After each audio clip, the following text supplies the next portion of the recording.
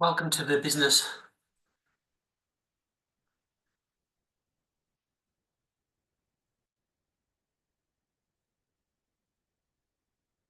Welcome to the Build a Better Business podcast. Podcast dedicated to helping entrepreneurs and small business owners achieve their goals. I'm your host, Stuart Newberry, and in this series we'll explore actionable strategies to build a thriving business. In this first episode, we'll discuss fundamentals of building a strong business foundation, because every great business starts with a solid base. So today, we have a question for you to think about. Do you know the 3 core elements that determine your business's long-term success? We'll come to those answers shortly. Here's some worrying numbers for you to know. Almost 1 in 5 businesses fail in the UK each year. That's 20% of new businesses failing each year. 6% of firms will fail within 3 years of starting. And only around a third of all new businesses will actually achieve a length of more than 10 years. These numbers highlight the challenging nature of starting, growing, and maintaining a successful business. It's to help you and your business beat these numbers that we've launched the Build a Better Business podcast. As an accountant dealing with small businesses, I regularly get business owners contacting me, not when they're starting their business, but when they've realised that they still have stuff to sort out. Their reporting of accounts, their tax to the government. One such recent case was a wedding stationery business who'd set up and run for over a year. The time came for their first annual account and tax filings. This was when they first approached me. But by this time it was too late. They'd already decided that the business wasn't working for them. All we could do was help them finish the filings and close the business down. I believe that this business got to this point due, in a large part, simply because they failed to understand the 3 core elements of a strong business foundation. That's all businesses need, and not only when they first start up. Those 3 core elements are planning, market understanding, and goal setting. These 3 elements are critical to your business success. We'll go a little deeper into these core elements for a strong foundation for your business. But remember to check out our future Build a Better Business podcasts, where we'll focus on each of these core elements in much more detail. So, core element number 1, a solid business plan. Think of it as a roadmap. It doesn't need to be 50 pages long, but it should answer key questions, and it should mean that you thought about where you want your business to be and how you're going to get there. Key elements of a business plan: a mission statement, a value proposition, details of your target audience, and of course, naturally, financial projections. Here's a practical tip for you. Tools like the business model canvas can simplify this process. If you want to know more about the business model canvas, we have a download resource that you can have for free.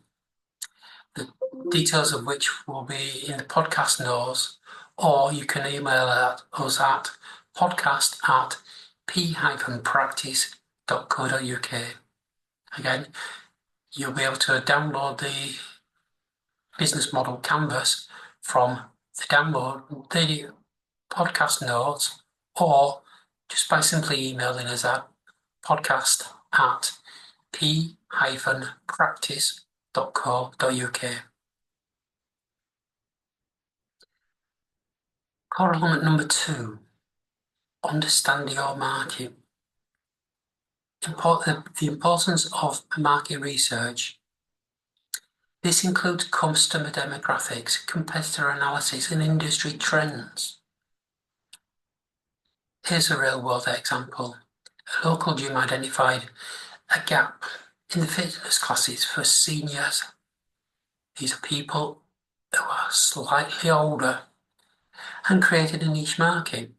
This worked for them because they found a demographic and a market sector that wasn't being dealt with by others, provided plenty of potential for sales because there was little competition. They also understood that local competitors offered and could see that they were not offering anything like their own classes. They understood that how to price their offering, as they knew, again, what the competitors were charging, typically, and they could price accordingly. But that doesn't necessarily mean being the cheapest. Again, we'll go into pricing in much more detail in a future episode of the podcast. Our gym owner also realised that due to an ageing population, that their fitness classes for seniors would be in demand and not just another fad. Since they saw the trend not only in the market but in the size of the target demographic. When it comes to carrying out your own work on core element 2, these tools like Google Trends, Google Trends, industry reports may provide you with a starting point. Again, we'll come back to this in more detail in an upcoming episode of the Build a Better Business podcast.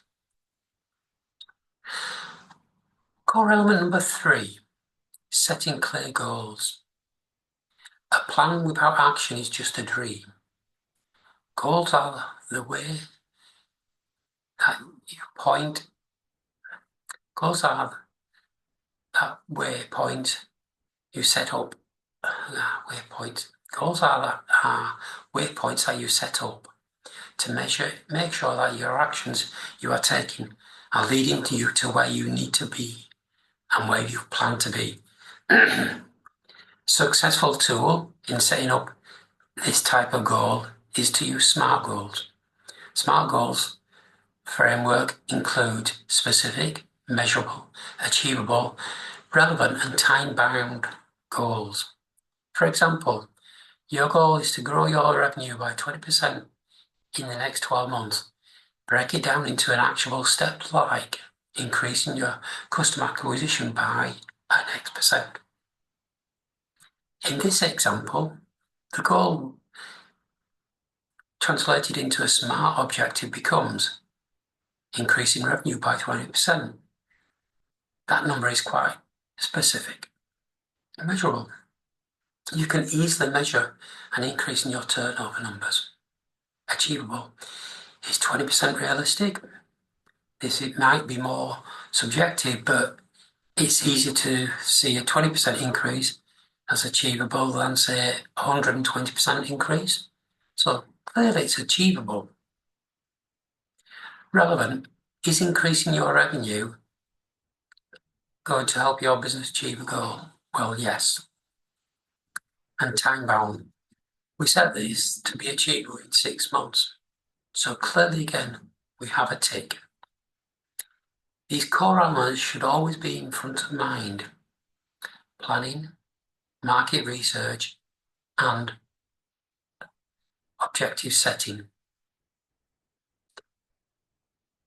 Pitfalls that you might come across going forward that cause you to fail evenly if you have these 3 core elements in mind. Pitfall 1, lack of focus. The danger of spreading yourself too thin, trying to serve too many markets or offering too many different products or services. You might think you need to offer your chosen customer base a lot of choice, but you'll probably be far off better, and your customers will know you for being the one to go to if that one thing that they need.